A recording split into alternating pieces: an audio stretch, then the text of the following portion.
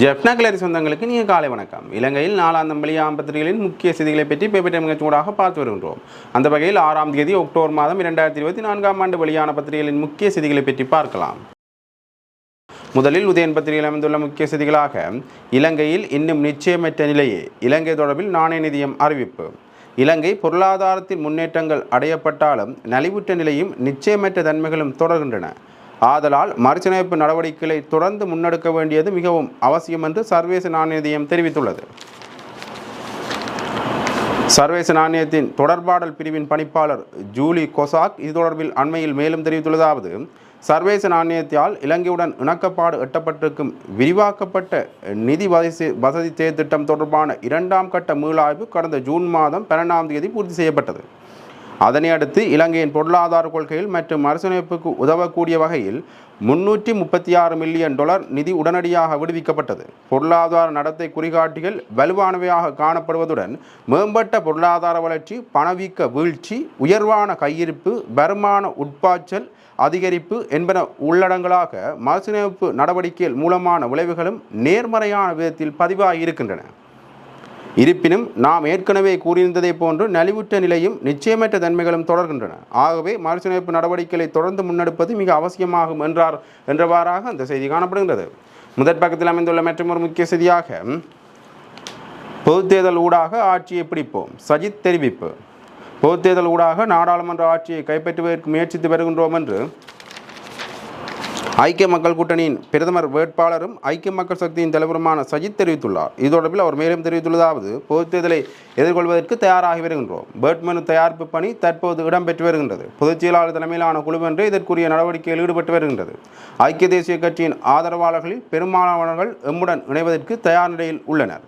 ஐக்கிய மக்கள் கூட்டணியாகவே நாம் பொதுத் தேர்தலில் களமிறங்குவோம். பொதுத் தேர்தலில் நாடாளுமன்றத்தில் சாதாரண பெரும்பான்மையை எப்படியும் பெறுவோம் என்பதை விட ஜனநாயக வழிமுறையில் நாம் வெற்றி பெறுவோம். பொதுத் தேர்தலில் வெற்றி பெறலாம் என்ற நம்பிக்கை உள்ளது என்றவாறாக அந்த செய்தி காணப்படுகின்றது. முதற் பக்கத்தில் அமைந்துள்ள மற்றொரு முக்கிய செய்தியாக, கடின முயற்சிகள் ஊடாக எட்டப்பட்ட இதுவரையான உடன்படிக்கைகளை பாதுகாக்க அன்றைய தரப்பு இணக்கம், நாணய நிதியம் தெரிவிப்பு. பொருளாதார நெருக்கடியிலிருந்து நாட்டை மீட்சி பாதையில் கொண்டு செல்வதற்கு உதவிய மிக கடினமான முயற்சிகளினூடாக வென்றெடுக்கப்பட்ட அடைவுகளை தொடர்ந்து பாதுகாப்பதுடன் அவற்றை அடுத்த கட்டத்துக்கு கொண்டு செல்லக்கூடியதன் அவசியத்தையும் இலங்கை அரசாங்கம் ஏற்றுக்கொண்டுள்ளதாக சர்வதேச நாணய நிதியம் அறிவித்துள்ளது. சர்வதேச நாணயத்தின் ஆசிய பசிபிக் திணைக்களத்தின் பணிப்பாளர் கிருஷ்ணா ஸ்ரீனிவாசன் இதனை மேலும் தெரிவித்துள்ளார்.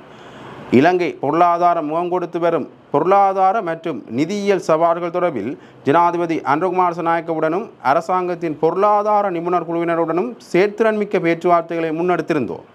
இதன்போது 2022ஆம் ஆண்டு மிக மோசமான பொருளாதார நெருக்கடிக்குள் வீழ்ந்ததன் பின்னர் நாட்டை மீண்டும் பொருளாதார மீட்சி பாதையில் கொண்டு செல்வதற்கு உதவிய மிக கடினமான முயற்சிகளினூடாக வென்றெடுக்கப்பட்ட அடைவுகளை தொடர்ந்து பாதுகாப்பதுடன் அவற்றை அடுத்த கட்டத்துக்கு கொண்டு செல்ல வேண்டியதன் அவசியத்தை இரு தரப்பினரும் ஏற்றுக்கொண்டுள்ளோம். சர்வதேச நாணயத்தால் அனுசரணை அளிக்கப்படும் விரிவாக்கப்பட்ட நிதி வசதி செயற்திட்டம் தொடர்பான 3ஆம் கட்ட மீளாய்வுக்கான தேதி ஒன்றை நிர்ணயிப்பதற்குரிய நடவடிக்கைகளை சர்வதேச நாணயமும் இலங்கையின் பொருளாதார குழுவும் இணைந்து முன்னெடுக்கும் என்றவாறாக அந்த செய்தி காணப்படுகின்றது. முதற் பக்கத்தில் அமைந்துள்ள மற்றொரு முக்கிய செய்தியாக, நாணய நிதியத்துடனான பேச்சுக்களில் வெற்றி, அனுர அரசாங்கம் தெரிவிப்பு. உத்தியோகபூர்வ கடன் வழங்குனர் குழு மற்றும் சர்வதேச நாணயத்துடனான கொள்கை இணக்கப்பாட்டு நிபந்தனைகள் குறித்த பேச்சுவார்த்தைகள் வெற்றிகரமாக முடிந்துள்ளன என்று இலங்கை அரசாங்கம் அறிவித்துள்ளது. கடன் மறுசீரமைப்பு செயல்முறையின் போது ஆரம்ப கட்டமாக எட்டப்படும் கொள்கை இணக்கப்பாடு தொடர்பான நிபந்தனைகள் அனைத்து கடன் வழங்குனர்களும் ஒரே விதமாக நடத்தப்படல் என்ற கோட்பாட்டுக்கு ஏற்றவாறு அமைந்திருக்கின்றனவா என்பது குறித்து உத்தியோகபூர்வ கடன் வழங்குனர் குழுவுடன் சர்வதேச நாணயத்துடனும் பேச்சுவார்த்தைகள் முன்னெடுக்கப்பட்டு வந்தன. இந்த பேச்சுவார்த்தைகளே வெற்றிகரமாக நிறைவு செய்யப்பட்டிருப்பதாக நிதி அமைச்சால் வெளியிடப்பட்டிருக்கும் அறிக்கையில் தெரிவிக்கப்பட்டுள்ளது. முன்மொழியப்பட்டிருக்கும் கொள்கை இணக்கப்பாட்டு நிபந்தனைகள் அனைத்து கடன் வழங்குனர்களும் ஒரே விதமாக நடத்தப்படல் என்ற கோட்பாட்டுக்கு ஏற்புடையதாக காணப்படுவதாக உத்தியோகபூர்வ கடன் வழங்குனர் குழு உறுதிப்படுத்தியிருப்பதாகவும், அதேவேளை அந்த நிபந்தனைகள் விரிவாக்கப்பட்ட நிதி வசதி செயற்திட்டத்தின் மட்டுப்பாடுகளுக்கு உட்பட்டிருப்பதாக சர்வதேச நாணய அதிகாரிகளும் உறுதிப்படுத்தியிருப்பதாகவும் நிதியமைச்சு குறிப்பிட்டுள்ளது என்றவாறாக அந்த செய்தி காணப்படுகின்றது. முதற் பக்கத்தில் அமைந்துள்ள மற்றொரு முக்கிய செய்தியாக, ஜனநாயக தமிழ் தேசிய கூட்டணியின் வன்னி வேட்பாளர்கள். ஜனநாயக தமிழ் தேசிய கூட்டணியின் வன்னி தேர்தல் மாவட்டத்துக்கான வேட்பாளர்கள் ஓரளவு இறுதிப்படுத்தப்பட்டுள்ளதாக தெரிய வருகின்றது. இதன்படி நாடாளுமன்ற முன்னாள் உறுப்பினர்களான செல்வம் அடைக்கல்நாதன், சிவசக்தி ஆனந்தன், ஜனநாயக போராளிகள் கட்சியின் செயலாளர் துளசி, மாகாண சபை முன்னாள் உறுப்பினர் சிவனேசன், கரைதுறைப்பற்று பிரதேசபை முன்னாள் தவிசாளர் விஜிந்தன், முருங்கன் பகுதி வர்த்தகரான ரோயர், முன்னாள் போராளியான கருணாநிதி ஜசோதினி ஆகியோரே இவ்வாறு போட்டியிட உள்ளனர் என்று தெரிய வருகின்றது என்றவாறாக அந்த செய்தி காணப்படுகின்றது. முதற் பக்கத்தில் அமைந்துள்ள மற்றொரு முக்கிய செய்தியாக, டிஜிட்டல் துறைகளிலும் இந்தியா ஒத்துழைக்கும், பிரதமர் ஹரணியிடம் ஜெய்சங்கர் உறுதி. இலங்கைக்கு தற்போது வழங்கும் ஒத்துழைப்பை விடவும் டிஜிட்டல் துறைகளில் கூடுதலான ஒத்துழைப்பை வழங்குவதற்கு இந்திய வெளிவார அமைச்சர் ஜெய்சங்கர் பிரதமர் ஹரணியிடம் வாக்குறுதி வழங்கியுள்ளார். இந்திய வெளிவார அமைச்சர் நேற்று முன்தினம் இலங்கைக்கு பயணம் மேற்கொண்டு ஜனாதிபதி அனுர, பிரதமர் ஹரணி உள்ளிட்ட முக்கியமான புள்ளிகளை சந்தித்து கலந்துரையாடியிருந்தார். இதன்போதே இலங்கையில் ஊழல் ஒழிப்பு உள்ளிட்ட துறைகளில் டிஜிட்டல் பயன்பாட்டின் அவசியத்தையும் வலியுறுத்தியதுடன் இந்தியா தன்னால் முடிந்த அத்தனை ஒத்துழைப்பையும் வழங்கும் என்றும் அவர் தெரிவித்துள்ளார் என்றவாறாக இந்த செய்தி தொடர்ந்து செல்கின்றது.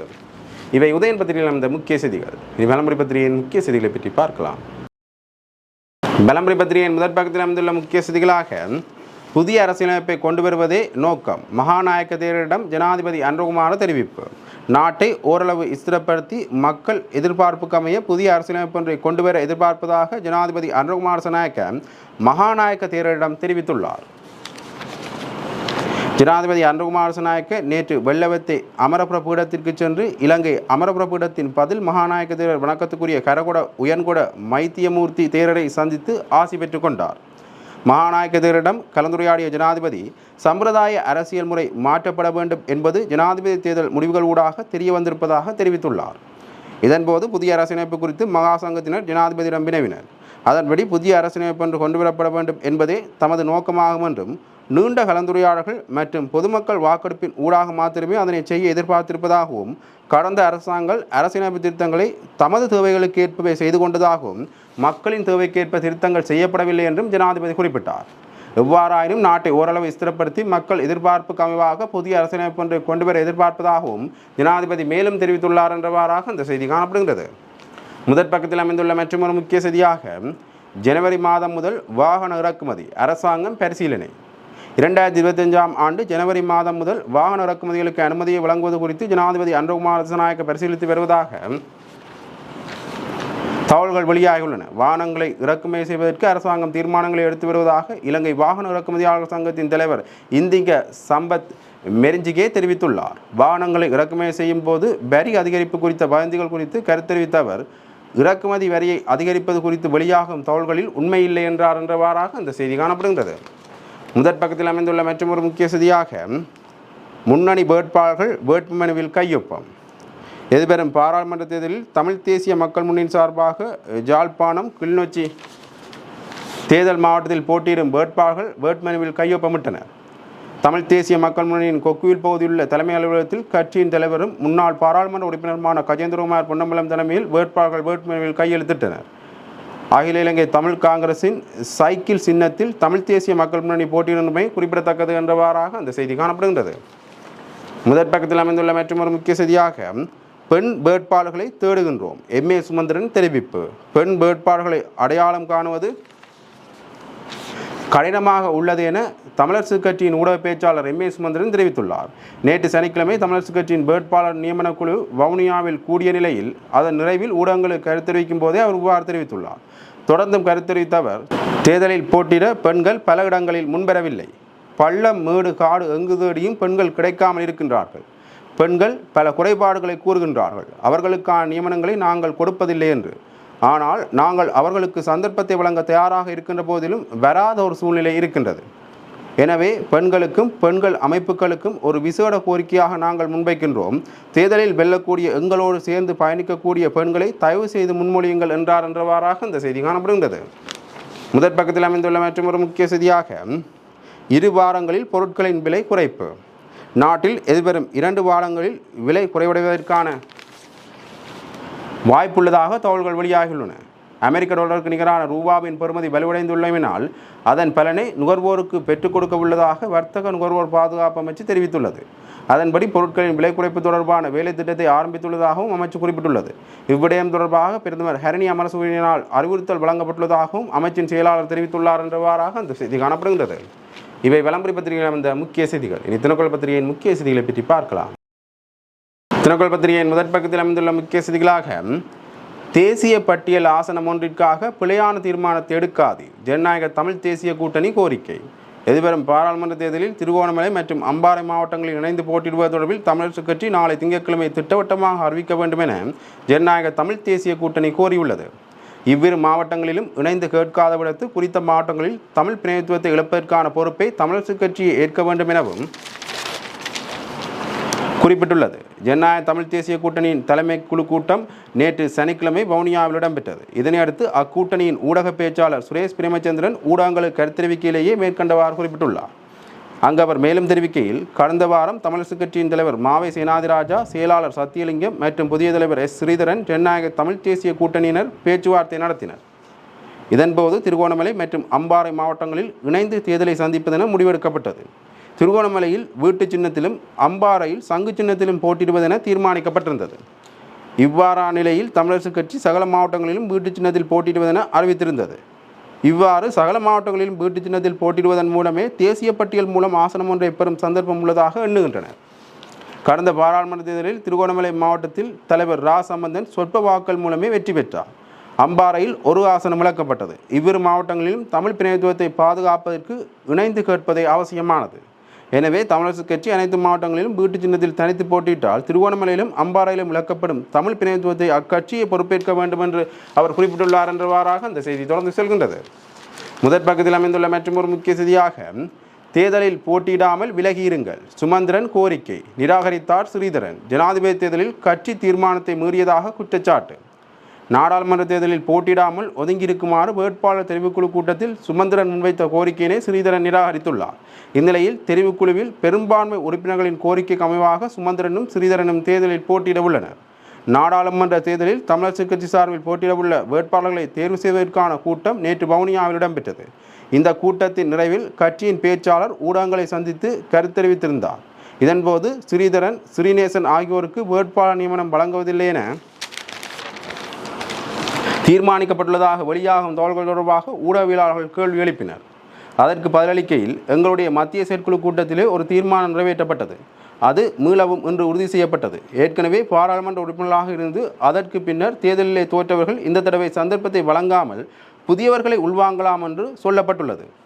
எனவே அந்த பிரிவுக்குள் பலர் அடங்குவார்கள். ஆனால் ஸ்ரீதரனை பொறுத்தவரை அதற்குள் வரமாட்டார். எனினும் இன்றைய கூட்டத்தில் நான் கூறியிருந்தேன், கட்சியினுடைய தீர்மானத்தை மீறி ஜனாதிபதி தேர்தலில் கட்சியின் தீர்மானத்தை எதிர்த்து பிரச்சாரம் செய்த காரணத்தினால் அவருக்கு நியமனம் கொடுக்கப்படாது என்பதற்கு அப்பால் அவராகவே ஒதுங்கியிருந்தால் நல்லது என தெரிவித்திருந்தேன். எனினும் ஸ்ரீதரன் அதனை ஏற்றுக்கொள்ளவில்லை.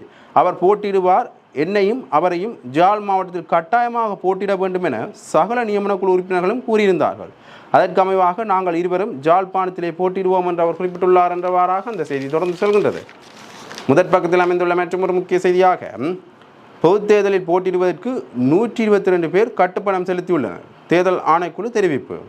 நவம்பர் மாதம் 14ஆம் தேதி நடைபெறவுள்ள பொதுத் தேர்தலில் போட்டியிடுவதற்கு 122 சுயேட்சை குழுக்கள் கட்டுப்பணம் செலுத்தியுள்ளதாக தேர்தல் ஆணைக்குழு தெரிவித்துள்ளது. பொதுத் தேர்தலுக்கான கட்டுப்பணத்தை செலுத்துவதற்கான அறிவிப்பை தேர்தல் ஆணைக்குழு கடந்த செப்டம்பர் மாதம் 25ஆம் தேதி வெளியிட்டிருந்தமை குறிப்பிடத்தக்கது என்றவாறாக அந்த செய்தி தொடர்ந்து செல்கின்றது. முதற் பக்கத்தில் அமைந்துள்ள மற்றும் ஒரு முக்கிய செய்தியாக, 9 வகையான மருந்துகளுக்கு தட்டுப்பாடு, சுகாதார அமைச்சு தெரிவிப்பு. நாட்டில் தொடர்ந்தும் 9 வகையான மருந்துகளுக்கு தட்டுப்பாடு காணப்படுவதாக சுகாதார அமைச்சு தெரிவித்துள்ளது. குறித்த மருந்துகளை வைத்தியசாலை மட்டத்தில் கொள்வனவு செய்வதற்கு அனுமதி வழங்கப்பட்டுள்ளதாக அதன் சிரேஷ்ட அதிகாரி ஒருவர் குறிப்பிட்டுள்ளார். அதற்கமைய சிக்கல்களின்றி சிகிச்சைகளை முன்னெடுத்து செல்ல முடியும் என அவர் கூறினார். இதனிடையே மருந்து பற்றாக்குறை தொடர்பில் பிரதமர் கலாநிதி ஹரணி அமரசூரிய பல்வேறு சந்தர்ப்பங்களில் அதிகாரிகளுடன் வினவியுள்ளதுடன் நோயாளர்களின் உயிர் பாதுகாப்பு தொடர்பில் எவ்வித சிக்கல்களும் ஏற்படாத வகையில் அந்த நடவடிக்கைகளை தொடர்ந்து முன்னெடுத்து செல்லுமாறு ஆலோசனை வழங்கியுள்ளார் என்றவாறாக அந்த செய்தி காணப்படுகின்றது. இவை தினக்குரல் பத்திரிகையில் அமைந்த முக்கிய செய்திகள். இன்று வெளியான பத்திரிகைகளின் முக்கிய செய்திகளை பற்றி பார்த்தோம். தொடர்ந்தும் பத்திரிகை செய்திகளை அறிந்து கொள்ள பேப்பர் டைம் நிகழ்ச்சியுடன் இணைந்திருங்கள். நன்றி, வணக்கம்.